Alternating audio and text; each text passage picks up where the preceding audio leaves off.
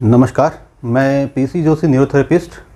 आज मैं आपको स्टेनोसिस ऑफ माइट्रल वाल्व के बारे में बताने जा रहा हूँ, क्योंकि आजकल हार्ट अटैक ज़्यादातर हो रहे हैं। तो इसमें एक मुख्य कारण स्टेनोसिस ऑफ माइट्रल वाल्व भी हो सकता है, यानी कि माइट्रल वाल्व में स्टेनोसिस होना। यानी कि स्टेनोसिस का मतलब ये है कि वहाँ की मसल्स में कड़कपन है, अकड़न है, और वहाँ पर माइट्रल वाल्व सही से काम नहीं कर पा रहा है। और अगर माइट्रल वाल्व सही से काम नहीं कर पाएगा तो ये आगे चल कर के हार्ट का वो दिक्कतें आनी शुरू हो जाएंगी, और धीरे धीरे आगे करके ये हार्ट अटैक का रूप भी ले सकती हैं, कुछ भी हो सकता है। तो इसका पता हमें कैसे चलेगा? जब हम इको डॉपलर करवाते हैं तो वहाँ से हमें इसका पता चलता है। जनरली जो हमारा ब्लड का पीएच होता है वो 7.36 से 7.46 के बीच में होता है। अगर इसमें ऊंच नीच होती है तो फिर हमें दिक्कतें आनी शुरू हो जाती हैं। ऐसी स्थिति में जिनका ब्लड का पीएच अगर 7.1 आ जाता है मान लो, तो ऐसा व्यक्ति कोमा में जा सकता है। और अगर किसी व्यक्ति का ब्लड का पीएच 6.8 आ जाए तो ऐसे व्यक्ति की मौत भी हो सकती है। तो और जब हमारा ब्लड का पीएच बढ़ जाए, यानी कि 7.36 यानी से लेकर 7.46 का जो बीच का जो हमारा रेंज है, इससे अगर हमारा ब्लड का पीएच बढ़ जाए, यानी कि 7.8 हो जाए या और कुछ हो जाए, तो ऐसे व्यक्ति को फिट्स के दौरे पड़ सकते हैं, मिर्गी के दौरे पड़ सकते हैं। यानी कि मिर्गी, फिट्स, ये सब एक ही भाषा है, ठीक है। एपिलेप्सी भी कह देते हैं, ठीक है। तो ये सारी चीज़ें एक ही हैं। ये चीज़ें भी हो सकती हैं, उस व्यक्ति को फिट्स पड़ सकते हैं, दौरे पड़ सकते हैं, ये ध्यान देने वाली बात है। और अगर उसका पीएच 8 या उससे ऊपर चला जाता है तो ऐसे व्यक्ति की मौत हो जाती है।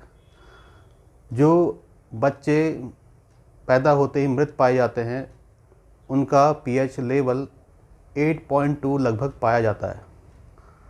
तो ऐसी स्थिति में जिनको माइट्रल वाल्व की दिक्कत है उनको आर्टेरियल ब्लड टेस्टिंग करानी चाहिए, यानी कि प्योर ब्लड की टेस्टिंग करानी चाहिए। तब जाके इस चीज़ का पता लग सकता है कि आपको माइट्रल वाल्व में दिक्कत है या नहीं। क्योंकि न्यूरोथेरेपी जनरली ये देखती है कि उस व्यक्ति को एसिड की प्रॉब्लम है या अल्कली की। लेकिन जो माइट्रल वाल्व होता है वो हमारे लेफ़्ट साइड में होता है, और जब हम चेक करते हैं तो उस व्यक्ति को एसिड की दिक्कत पाई जाती है। लेकिन जब हम खुद उस टेस्ट को करवाते हैं तो मैक्सिमम लोगों का पीएच लेवल अल्कली की तरफ होता है। तो इसलिए हम फोर्स करते हैं, हर पेशेंट को यही कहते हैं कि आप टेस्ट ज़रूर करवाइए, बिना टेस्ट के कुछ कह पाना असंभव है। तो बेहतर है ऐसे लोग जिनको माइट्रल वाल्व की दिक्कत है, वहाँ पे अकड़न है, यानी कि माइट्रल वाल्व जो उनका है उसकी मसल्स में थोड़ी अकड़न है, दिक्कत है, जकड़न है, यानी कि वो सही से काम नहीं कर पा रहा है। तो ऐसे व्यक्ति को एक तो पानी खूब पीना है। दूसरा, जो दिक्कत आती है इसमें, बचपन में किसी को क्या होता है कि रूमेटिक फीवर आता है। जनरली रूमेटिक फीवर से ही यहाँ से शुरुआत होती है। जब किसी व्यक्ति को रूमेटिक फीवर आता है तो वो बचपन में इन्फेक्शन के कारण आता है। बाद में धीरे धीरे ये माइट्रल वाल्व में इन्फ्लामेशन कर देता है कुछ सालों के बाद, जिसके बाद उस व्यक्ति को माइट्रल वाल्व में दिक्कत आनी शुरू हो जाती है। शुरुआत इसकी यहाँ से होती है। लेकिन जो भी व्यक्ति जिनको भी ऐसी समस्याएं हैं, वो पानी खूब पीना है। बचपन में अगर रूमेटिक फीवर आता है तो उसको तुरंत ठीक दिखाएं, कुछ परहेज रखें, कोलेस्ट्रॉल वाला खाना कम खाएं। तो इन चीज़ों से अगर आप इतनी चीज़ें कर सकते हैं तो आप माइट्रल वाल्व की दिक्कत से बच सकते हैं, और आपको हार्ट अटैक की संभावना बहुत कम हो जाएगी।